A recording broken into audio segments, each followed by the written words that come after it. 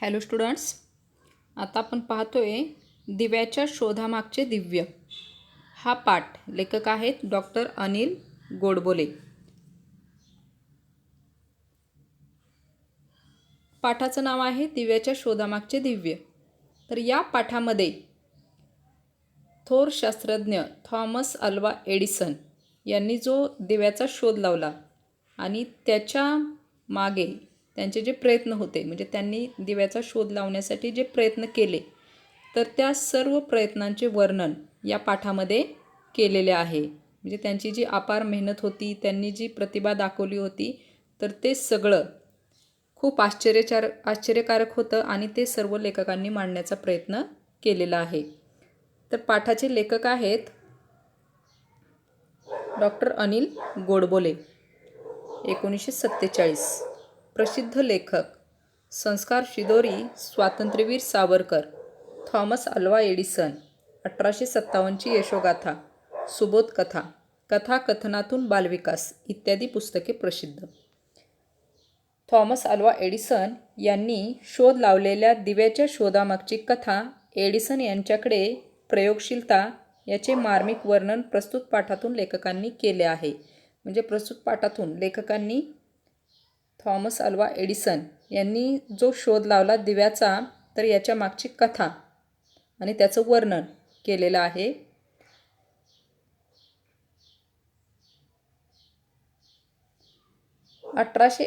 साल आणि वसंत ऋतूचे दिवस.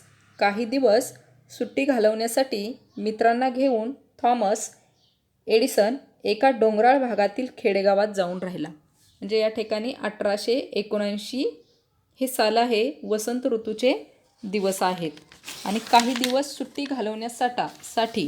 आता वसंत ऋतू म्हणजे काय? 6 भारतीय ऋतूमधील एक ऋतू. आता 6 भारतीय ऋतू कुठले आहेत? तर वसंत, ग्रीष्म, वर्षा, शरद, हेमंत, शिशिर. आता हा जो वसंत ऋतू आहे, तर या ऋतूमध्ये झाडांना मोहर येत असतो, झाडे फुलत असतात. तर हा जो वसंत ऋतू, तर याचा वसंत ऋतूचे दिवस या ठिकाणी आहेत. आणि काही दिवस सुट्टी घालवण्यासाठी मित्रांना घेऊन थॉमस एडिसन एका डोंगराळ भागातील खेडेगावामध्ये जाऊन राहिलेला होता. सूर्यग्रहण असल्यामुळे भर दिवसा सर्वत्र अंधार पसरला. सूर्यग्रहण असल्यामुळे दिवसाच त्या ठिकाणी अंधार पसरलेला होता. तिथे काही शास्त्रज्ञ आणि ज्योतिषी सूर्यग्रहणाचा अभ्यास करण्यासाठी जमले होते. मित्रमंडळींच्या गप्पा रंगात आल्या होत्या, पण एडिसन कसल्या तरी विचारात गढून गेला होता. गढून जाणे म्हणजे बुडून जाणे. तर अशा प्रकारे थॉमस एडिसन आपल्या मित्रांसोबत एका डोंगराळ भागात खेडेगावामध्ये जाऊन राहिलेला होता आणि सूर्यग्रहण असल्यामुळे तिथे सर्वत्र अंधार पसरलेला होता. तिथे शास्त्रज्ञ आणि ज्योतिषी सूर्यग्रहणाचा अभ्यास करण्यासाठी जमले होते. आता सर्व मित्रमंडळींच्या गप्पा रंगल्या होत्या, परंतु एडिसन कुठल्या तरी विचारामध्ये बुडून गेला होता. त्याच्या एका मित्राने विचारले, काय एडिसन साहेब, कसल्या एवढ्या विचारात घडलात? त्या अंधारावर मात करणाऱ्या, प्रकाश देणाऱ्या वस्तूच्या शोधाची कल्पना तर नाही ना तुमच्या डोक्यात? असले काहीतरी वेडगळ विचार नेहमीच तुमच्या डोक्यात येतात. म्हणजे असले काहीतरी विचार तुमच्या डोक्यात येत असतात. तर आता जो हा अंधार दिसतोय, तर अंधारावरती मात मिळवण्यासाठी, मात करणे म्हणजे विजय मिळवणे, तर या ठिकाणी या अंधारावरती विजय मिळवण्यासाठी काहीतरी वस्तू निर्माण करावी, असं तर तुमच्या डोक्यामध्ये नाही आहे ना, असं त्यांचे मित्र विचारतात. आता याच्यावरती एडिसन उत्तर देतात, मला वेडगळ म्हणा किंवा काहीही म्हणा, पण खरेच नेमका असाच विचार माझ्या डोक्यात आत्ता आला आहे. मी अशा काहीतरी प्रकाश देणाऱ्या वस्तूच्या शोधात आहे की जी किमतीने कमी असेल, पण सामान्य माणसालाही रोजच्या जीवनात तिचा उपयोग होईल. पहा एडिसन काय उत्तर देतात की खरंच असा विचार माझ्या डोक्यामध्ये सध्या सुरू आहे. तर तो विचार कोणता आहे की अशी एखादी वस्तू जी प्रकाश देईल आणि किमतीने कमी असेल, सामान्य माणसाला तिचा रोजच्या जीवनामध्ये उपयोग होईल, अशी वस्तू मी शोधत आहे. एडिसनच्या मित्रांनी फारसे गंभीरपणे मनावर घेतले नाही. बऱ्याच जणांनी तर ते हसण्यावारीच नेले. हसण्यावारी नेणे म्हणजे गंभीरपणे दखल न घेणे. तुम्हाला ही थट्टा वाटते म्हणजे तुम्हाला ही चेष्टा मस्करी वाटते का? पण हातच्या कंकणाला आरसा कशाला, हातच्या कंकणाला आरसा कशाला, म्हणजे जे आपल्याला सरळ दिसत आहे तर त्यासाठी इतर वस्तूंची मदत का घ्यायची. माझ्या मनातील कल्पनेप्रमाणे असणारी वस्तू शोधण्याचे आव्हान मी स्वीकारले आहे. म्हणजे माझ्या मनामध्ये जी कल्पना आहे की काहीतरी उजेड देणारी, प्रकाश देणारी वस्तू शोधायची, तर त्यासाठी मी आता प्रयत्न करणार आहे. मी ते आव्हान स्वीकारले आहे. एडिसन अगदी सहजपणे बोलून गेला. एखादी कल्पना मनात आली की तिचा सतत पाठपुरावा करणे हे तर एडिसनचे वैशिष्ट्य होते. म्हणजे एडिसनच्या एखादी गोष्ट डोक्यामध्ये आली की त्या वस्तूसाठी पाठपुरावा करणे म्हणजे सतत एखाद्या गोष्टीचा ध्यास घेणे, तर हे एडिसनचं वैशिष्ट्य होतं. एडिसनने आव्हान स्वीकारले खरे, पण हे काम वाटते तितके सोपे नव्हते. कृत्रिमरित्या प्रकाश निर्माण करण्याचे व रात्रीचे दिवसात रूपांतर करण्याचे यापूर्वीही काही प्रयत्न झाले. म्हणजे एडिसनने हे काम हाती घेतलेलं आहे, परंतु हे काम फार कठीण होतं. कारण रात्रीचं दिवसात रूपांतर करायचं म्हणजे रात्रीला त्या ठिकाणी प्रकाश निर्माण करायचा, तर हे खूप अवघड होतं आणि यासाठी खूप जणांनी प्रयत्न केले. सर हम्फ्रे डेव्ही याने खाणीमध्ये वापरण्यासाठी एक कमानदार दिवा तयार केला होता. त्यात वीज वाहून नेणाऱ्या तारांच्या टोकांना कार्बनचे म्हणजे कोळशाच्या पदार्थाचे तुकडे जोडलेले होते. तर या ठिकाणी काय सांगतात की सर हम्फ्रे डेव्ही याने खाणीमध्ये वापरण्यासाठी एक कमानदार दिवा तयार केला. तो कसा केला होता? त्यात वीज वाहून नेणाऱ्या तारांच्या टोकांना कार्बनचे म्हणजे कोळशाच्या पदार्थांचे तुकडे जोडले.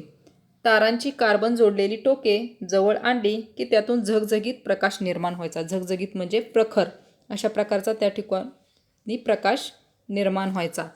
पण या प्रकाशाच्या उपयोगाला फार मर्यादा होत्या. दरवेळी कार्बनचे तुकडे जाळून प्रकाश निर्माण करणे हे काम खर्चिक होते, परंतु याला मर्यादा होत्या. कारण दरवेळी कार्बनचे तुकडे जाळणे हे काम खर्चाचं होतं. त्यातून विषारी वायूसुद्धा बाहेर पडत होता आणि तो सुद्धा धोकादायक होता.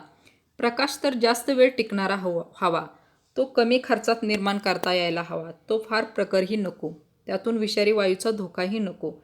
हे सारे कसे जमायचे? एडिसनचे विचारचक्र सुरू झाले. म्हणजे प्रकाश तर पाहिजे, पण तो जास्त वेळ टिकणारा हवा, कमी खर्चात निर्माण व्हायला हवा आणि तो जास्त झगझगीतसुद्धा नको आणि त्यातून विषारी वायू बाहेर पडला नाही पाहिजे. तर हे सगळं कसं जमायचं असं एडिसन त्या ठिकाणी विचार करू लागला. कोणताही नवा शोध एकाएकी लागत नाही. त्यासाठी निरीक्षण, अनुमान, प्रयोग, पुन्हा पुन्हा प्रयोग करणे हे चक्र सतत चालूच असते. म्हणजे कोणताही एखादा शोध घ्यायचा असेल तर तो एकाएकी असा लागत नाही, तर त्याच्यासाठी निरीक्षण, अनुमान, प्रयोग, पुन्हा पुन्हा प्रयोग करावे लागतात.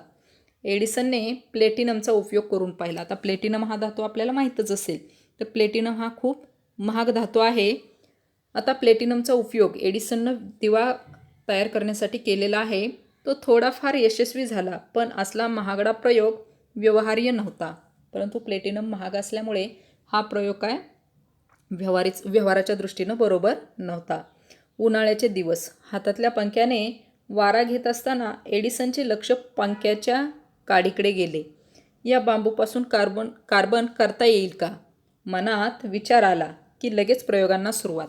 आता या ठिकाणी उन्हाळ्याचे दिवस आहेत आणि हातातला जो पंखा असतो, तर त्या पंख्याने वारा घेत असताना पंख्याची जी काडी आहे तिथे एडिसनचं लक्ष जातं आणि एडिसन विचार करतो की या बांबूपासून आपल्याला कार्बन तयार करता येईल का? मग त्याने लगेच प्रयोगांना सुरुवात केली. हा बांबू कोणत्या जातीचा असावा? उष्णकटिबंधात आणि विशेषतः आफ्रिका आणि आशिया खंडात बांबूच्या असंख्य जातींची लागवड केली जाते. यापैकी कोणता बांबू उपयुक्त ठरेल याचा शोध घेणे आवश्यक होते. तर या ठिकाणी हा बांबू कोणत्या जातीचा असेल, तर विशेषतः हे बांबू कुठे आढळतात? बांबूची असंख्य जातींची झाडं आफ्रिका आणि आशिया खंडामध्ये. तर त्यासाठी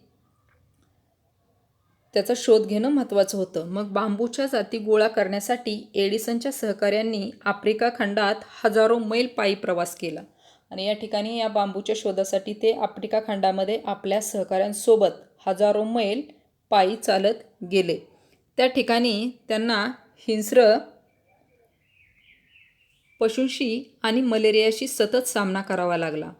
बांबूच्या जाती गोळा करण्यासाठी एडिसनने पाण्यासारखा पैसा खर्च केला आणि या जाती गोळा करण्यासाठी त्यानं खूप सारा खर्च केलेला होता. त्यातून त्याने 6,000 प्रकारच्या बांबूच्या जाती गोळा केल्या. म्हणजे असा शोध घेऊन एडिसनने 6,000 प्रकारच्या बांबूच्या जाती गोळा केल्या होत्या.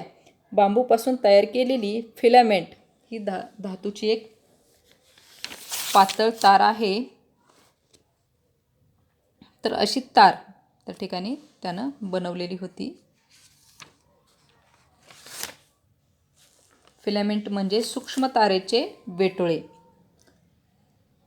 पण अजूनही त्याच्या मनाचे पूर्ण समाधान झाले नव्हते. प्रयोग सतत चालूच होते. हे प्रयोग चालू असताना एडिसनने चहा, जेवण आणि झोप हे सारे प्रयोगशाळेतील टेबलावरच म्हणजे एडिसनने फिलामेंट ही अधिक काळ प्रकाश देणारी बांबूपासून ही तार बनवलेली होती. परंतु तरीसुद्धा एडिसनचं समाधान झालं नव्हतं. त्याचे प्रयोग सतत चालू होते आणि तहान भूक हरपून तो त्या ठिकाणी तिथेच टेबलावर वगैरे जेवण करून त्या ठिकाणी प्रयोग करत होता की उभ्या उभ्याच थोडेसे खायचे. थकल्यासारखे वाटले की बसल्या बसल्या थोडीशी डुलकी घ्यायची आणि झोपसुद्धा तिथेच डुलकी काढत होते. तरीही कामातून थोडी फुरसत मिळाली. फुरसत मिळणे म्हणजे वेळ मिळणे, सवड मिळणे की एडिसन त्याच्या सहकाऱ्यांना समुद्रावर मासे मारायला किंवा नृत्याच्या नाही तर गाण्याच्या कार्यक्रमांना घेऊन जायचा. मन ताजेतवाने झाले की पुन्हा कामांना सुरुवात. तर अशा प्रकारे एडिसन थोडी कामातून वेळ मिळाला की समुद्रावर मासे मारायला किंवा नृत्याच्या गाण्यांच्या कार्यक्रमांना आपल्या सहकाऱ्यांसोबत जायचा आणि तेवढं झालं की पुन्हा कामाला सुरुवात करायचे. सुरुवातीला दिव्याच्या प्रयोगाबाबतची प्रत्येक कल्पनाच योग्य आहे असे एडिसनला वाटायचे. आता सुरुवातीला जे प्रयोग एडिसन करत होते तर त्या सर्व कल्पना योग्य आहेत असे त्यांना वाटायचे. पण प्रयोग करून पाहिल्यावर त्यातील फोलपणा जाणवायचा. फोलपणा जाणवणे म्हणजे व्यर्थपणा जाणवणे. म्हणजे अशा प्रकारे पहिल्यांदा वाटायचं की आपण जे करतोय ते सगळंच बरोबर आहे, सगळ्याच कल्पना बरोबर आहेत. पण जसजसे प्रयोग होतील ते पाहिल्यानंतर त्यातला व्यर्थपणा त्यांना जाणवायचा. केलेला प्रत्येक प्रयोग आणि त्यातून काय आढळले याची पद्धतशीर नोंद वह्यांमधून ठेवली. त्यांनी जो प्रयोग केला होता आणि त्यातून काय काय आढळले यांची नोंद त्यांनी आपल्या वह्यांमधून ठेवली होती. अशा त्याच्या प्रयोगाच्या 200 वह्यांची 40,000 पाने भरून गेली. आणि अशा प्रकारे जे त्यांचे प्रयोग होते तर त्यासाठी 200 वह्या आणि त्यांची 40,000 पाने त्यांनी भरून गेली होती.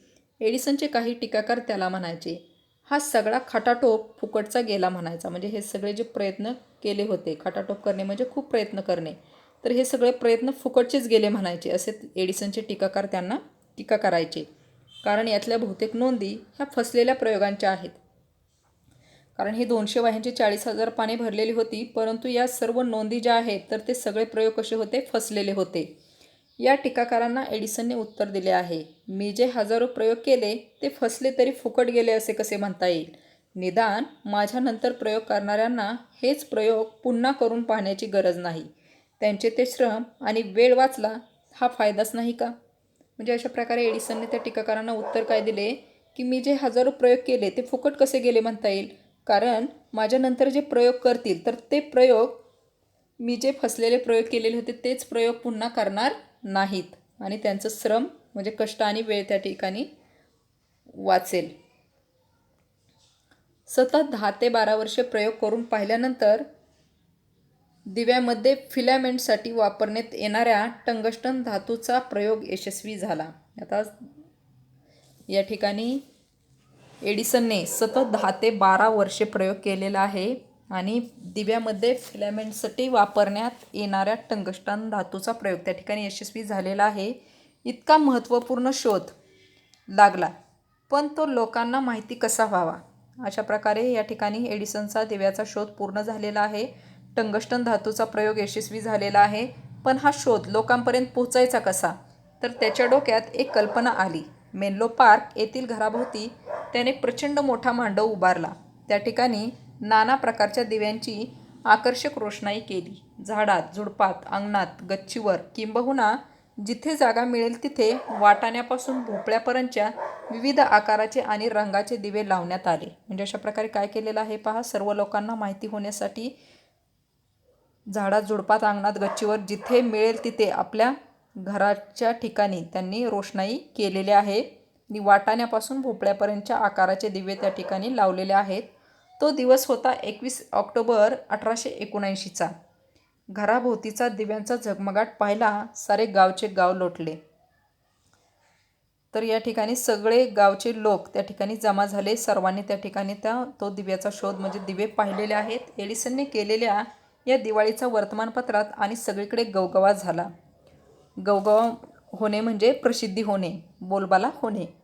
वर्तमानपत्रातून दिव्याच्या शोधाची बातमी जगभर पसरली आणि अशा प्रकारे सर्व लोकांना या दिव्याच्या शोधाची माहिती मिळालेली होती.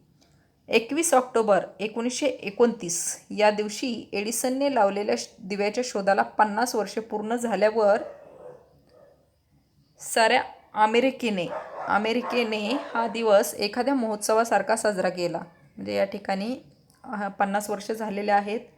कधी 21 ऑक्टोबर 1929 या दिवशी 50 वर्ष या दिव्याच्या शोधाला झालेले आहेत. तर हा दिवस अमेरिकेने एखाद्या सणासारखा महोत्सवासारखा साजरा केलेला आहे. एका मोठ्या समारंभात अमेरिकेच्या अध्यक्षांनी एडिसनचा सन्मान केला. एक मोठा समारंभ जो होता त्याच्यामध्ये अमेरिकेचे जे अध्यक्ष आहेत त्यांनी एडिसनचा सन्मान केला होता. या घटनेच्या निमित्ताने अमेरिकेच्या पोस्ट खात्याने दिव्याचे चित्र असणारी तिकिटेही प्रसिद्ध केली आणि या घटनेच्या निमित्तानं अमेरिकेनं आणखी एक सन्मान केलेला आहे त्यांच्या शोधाबद्दल की पोस्ट खात्यानं दिव्याचं चित्र असणारी तिकिटेसुद्धा प्रसिद्ध केली. एक सर्वसामान्य बुद्धिमत्ता असणाऱ्या एडिसनने हे सारे कसे केले याचे त्याच्या टीकाकारांना आश्चर्य वाटले. पण त्यांना एडिसनने मार्मिकपणे सांगितले, इतरांपेक्षा माझ्यामध्ये बुद्धिमत्ता अधिक होती असे मुळीच नाही, पण संकटांना तोंड देण्याची, असंख्य प्रकारचे प्रयोग करून पाहण्याची व हजारो वेळा अपयश आले तरी पुन्हा तितक्याच उमेदीने नवे प्रयोग करून पाहण्याची चिकाटी माझ्याजवळ होती. अशा प्रकारे एक सर्वसामान्य बुद्धिमत्ता असूनसुद्धा एडिसनने हे कसं केलं हा प्रश्न टीकाकारांना पडला होता. त्यांना आश्चर्य वाटत होतं या गोष्टीचं. परंतु एडिसननं काय उत्तर दिलेलं आहे पहा, की इतरांपेक्षा माझ्यामध्ये बुद्धिमत्ता अधिक होती असं मुळीच नाही, तर काय होतं, संकटांना तोंड देण्याची, असंख्य प्रकारचे प्रयोग करून पाहण्याची आणि ते प्रयोग चुकले, त्याच्यामध्ये अपयश आलं तरी पुन्हा तितक्याच उत्साहाने नवे प्रयोग करून पाहण्याची चिकाटी म्हणजे काय, जिद्द त्यांच्यामध्ये होती. जिद्द किंवा पाठपुरावा करण्याची शक्ती त्यांच्यामध्ये होती. आणि माझ्या यशात एक हिस्सा भाग बुद्धिमत्तेचा असल्यास 99 हिस्से भाग हा चिकाटीचा आहे. चिकाटी म्हणजे काय, पाठपुरावा करण्याची शक्ती. म्हणजे एक हिस्सा जर बुद्धिमत्तेचा असेल तर 99% हिस्सा म्हणजे भाग कशाचा होता, चिकाटीचा होता. अशा प्रकारे एडिसन त्या ठिकाणी टीकाकारांना उत्तर देतात. तर आपला हा पाठ या ठिकाणी शिकवून संपलेला आहे. तर आपण आता आपला शेवटचा जो भाग आहे तो आहे होमवर्क. तर आजचा होमवर्क काय आहे, लोकांना आपला प्रयोग माहिती व्हावा यासाठी एडिसनने काय केले, लोकांना आपला प्रयोग माहिती व्हावा यासाठी एडिसनने काय केले. तर हे सगळं इथे पॅरेग्राफमध्ये आहे, तुम्ही या ठिकाणी लिहू शकता.